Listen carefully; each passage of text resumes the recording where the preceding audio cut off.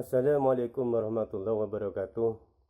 Segala puji milik Allah, hanya Allah yang patut dan pantas mendapatkan pujian. Selawat beserta salam semoga tetap tercurahkan hariban junjungan besar Nabi Muhammad sallallahu alaihi wasallam.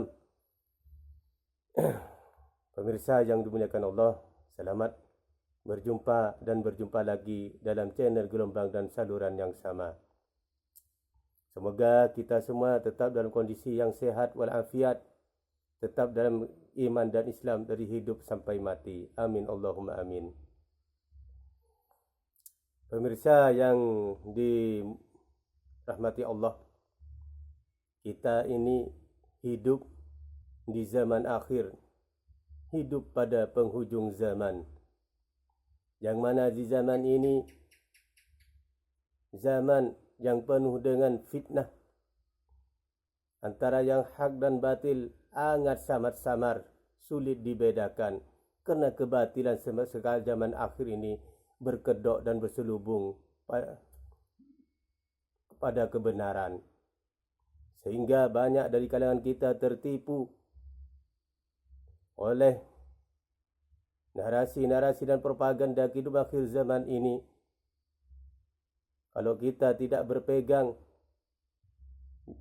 pada tali Allah, pada hukum-hukum Allah, tidak bersandar kepada para alim ulama, maka kita akan mudah tertipu daya dan tersesat dalam kehidupan di akhir zaman ini.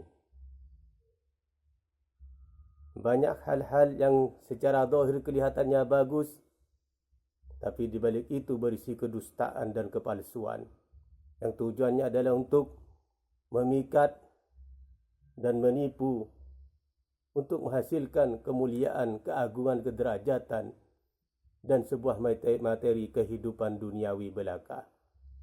Maka dari itu kita memohon kepada Allah, memohon ma'unah, hidayahnya, agar kita selamat dari fitnah-fitnah kehidupan di akhir zaman ini.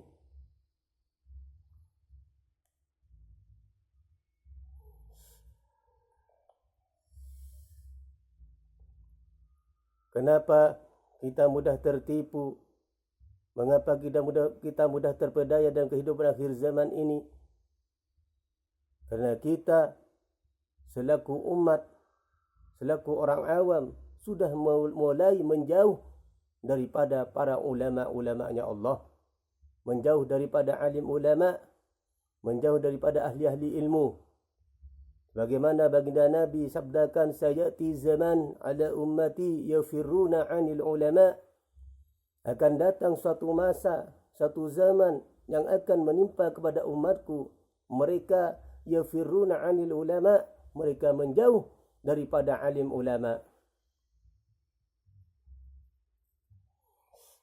Lalu siapakah yang dikatakan para alim ulama' itu? Dikatakan dalam Al-Quran, ulama' itu, Bismillahirrahmanirrahim,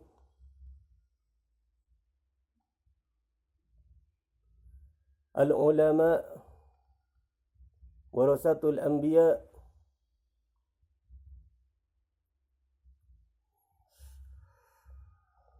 innama yakhshallaha min ibadihi al-ulama' yarfa'illahu allazina amanu minkum wallazina utul ilma darajat.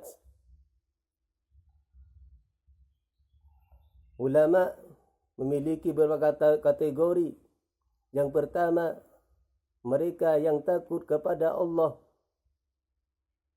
Innama yakhshallaha min ibadihi al-ulama', sesungguhnya yang takut pada Allah itu dan beri hamba-hamba Allah hanyalah ulama. Yarfa'illahu allazina amanu minkum wallazina utul ilma darajat. Di sini ulama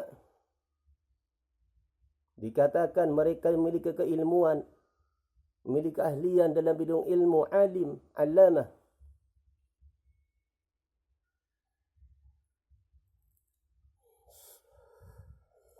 Dan al-ulama warasatul anbiya, dan dikatakan ulama itu adalah pewaris-pewaris para nabi. berarti derajatnya ulama lebih tinggi daripada keluarga Nabi, lebih tinggi daripada nasab-nasab kemuliaan.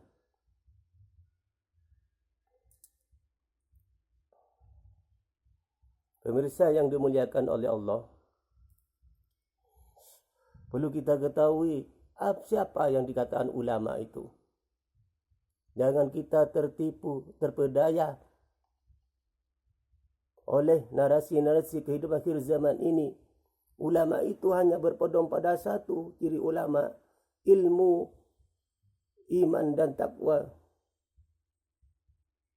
Ulama bukan dari segi penampilan, bukan mereka yang bersorban, bukan mereka yang berjubah dan memegang tongkat. Itu bukan standar syarat seorang ulama. Ulama itu sudah bukan dari segi pakaian, tapi dari segi keilmuan, keimanan dan ketakwaan. Sudah jelas dalilnya dari tadi itu yang sudah disampaikan tentang kriteria seorang ulama. Maka dari itu kita harus tahu diri dan mengetahui siapakah ulama itu. Ulama tiada lain tiada bukan mereka yang memiliki keilmuan. Allah memuliakan mereka di segi keilmuan dan ketakwaannya dan keimanannya dan akhlaknya, bukan dari segi nasab dan penampilan. Itulah hakikatnya ulama. Dan negara kita ini, negara Republik Indonesia ini, banyak melahirkan ulama-ulama yang alamah yang sudah terkenal baik di nasional maupun tingkat internasional. Dunia pun sudah mengakuinya. Itulah kemuliaan dimiliki seorang ulama. Bukan dari segi nasab satu kemuliaan itu. Itu yang perlu kita ketahui. Oke pemirsa, sedikit dari saya sebagai pengetahuan, semoga bermanfaat bagi saya pribadi dan untuk kita semua. Dan kita bisa membedakan mana yang ulama dan bukan, bainal haq wal batil, agar kita selamat dalam perjalanan hidup kita ini dari dunia sampai alam akhirat kelak. Maka dari itu jangan sampai menjauh daripada alim ulama. Setiap ada permasalahan apapun, konsultasi, tanyakan pada ulama, tanyakan pada ahlinya. Jangan tanyakan pada orang yang berpenampilan ulama.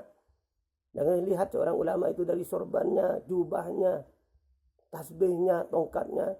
Itu bukan kriteria, itu bukan suatu syarat ulama. Ulama itu hanya satu, ilmu, iman dan takwa. Itu jelas, itu tidak bisa ditawar. Oke. Wassalamualaikum warahmatullahi wabarakatuh.